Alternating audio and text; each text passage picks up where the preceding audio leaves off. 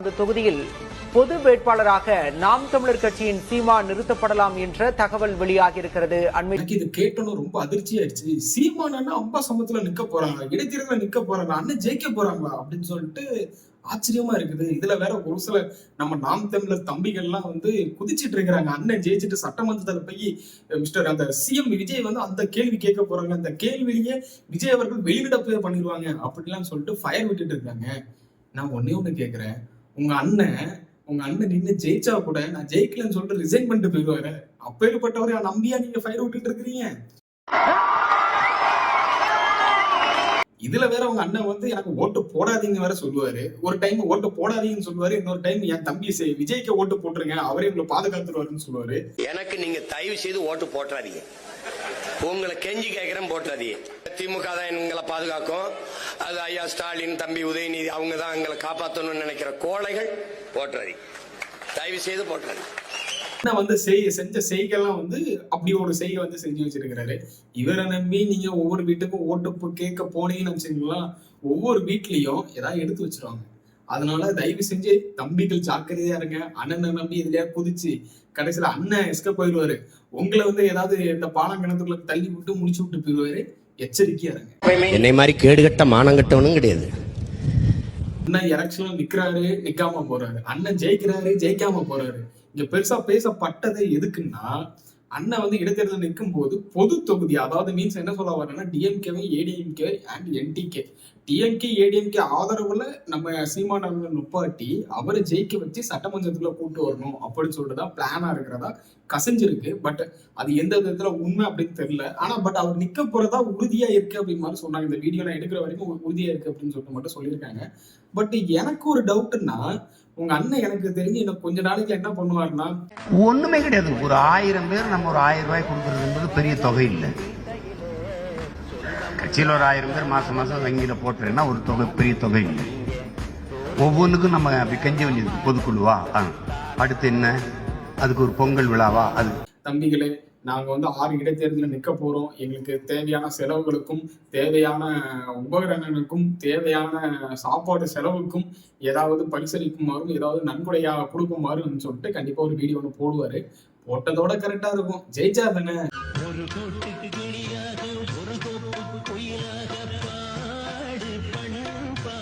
யாரும் தப்பா பேசாதீங்க. அண்ணனையும் அவங்களோட பங்காளிகளையும் தப்பா பேசாதீங்க. பங்காளிகள் யாருன்னு கேக்குறீங்களா? டிஎம்கே, அது அவங்க அங்காளி பங்காளி சண்டைகள். அதனால வந்து அதை வந்து நம்ம வந்து தப்பா பேசக்கூடாது.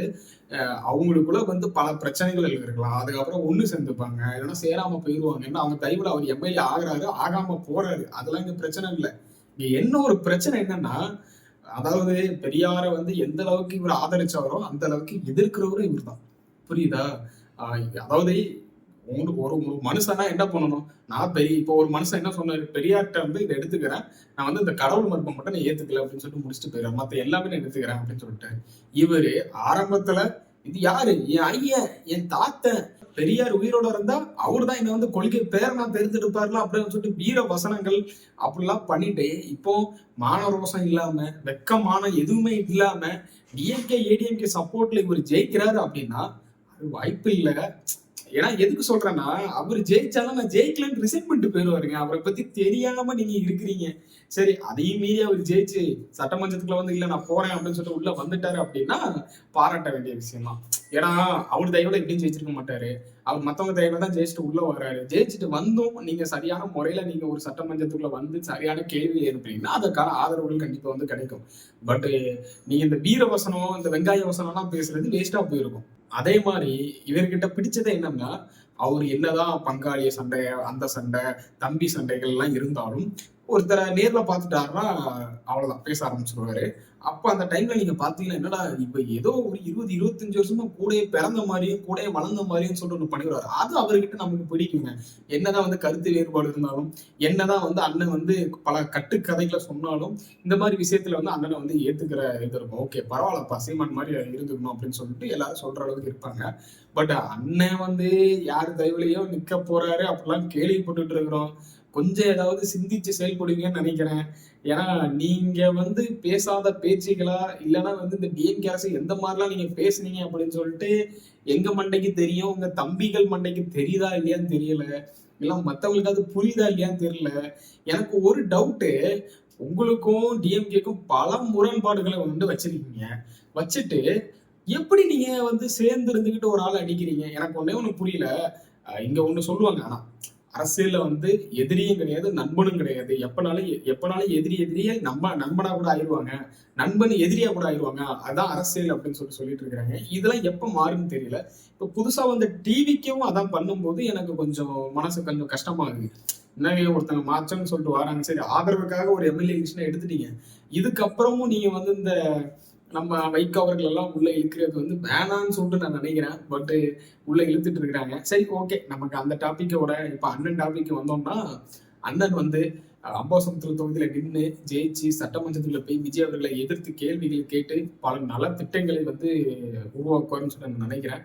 பட் ஏதோ ஒரு வழியில அண்ணனுக்கு ஒரு இது முளைச்சிருச்ச மாதிரி எல்லாரும் கனவு கண்டுட்டு இருப்பாங்க, எப்ப இத்தனை வருஷம் கஷ்டப்பட்டதுக்கு அண்ணன் எம்எல்ஏ ஆக போறாருன்ட்டு. ஆனா அங்க நீங்க பாத்தீங்கன்னா நொட்டிக்கிட்டு போயிடும். ஏன்னா அங்க ஒரு ஸ்ட்ராங்கான கேண்டிடேட் ஆல்ரெடி இருக்கிறாரு, இசைக்கு சுப்பையா. அவரை பாத்தீங்கன்னா அவருக்கு வந்து ரெட்டையில குத்தணும்னு சொல்லிட்டு குத்தல, அவருக்காக தான் அங்க ஓட்டே விழுது. அதனால அதை நல்லா சிந்திச்சு செயல்பட்டு அண்ணன் வந்து களத்துல இறங்கும்னு நினைக்கிறேன். இல்ல அடுத்தவங்க சொல்றாங்க, இவங்க சொல்றாங்க, நம்ம 2 கட்சி நமக்கு ஆதரவு கொடுத்து நம்ம எம்எல்ஏ ஆகலாம்னு சொல்லிட்டு கனவு கண்டு வந்தாருன்னா அங்க வேற ஒரு ரிசல்ட் தான் உங்களுக்கு கிடைக்கும்.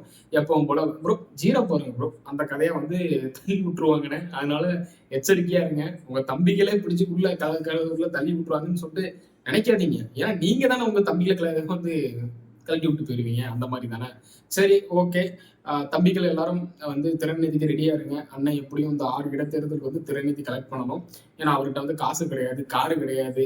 அவர் வந்து ஒண்ணு இல்லாத ஒரு, எப்படி சொல்றது, ஒண்ணு இல்லாதவங்க, புரியுதா? அதனால வந்து அவங்களுக்கு நம்ம தான் கொடுத்து உதவணும்.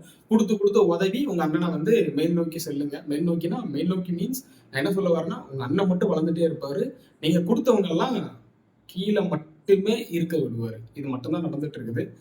தெளிஞ்சு புரிஞ்சு நடந்துக்குங்க, அவ்வளவுதான் சொல்ல முடியும்.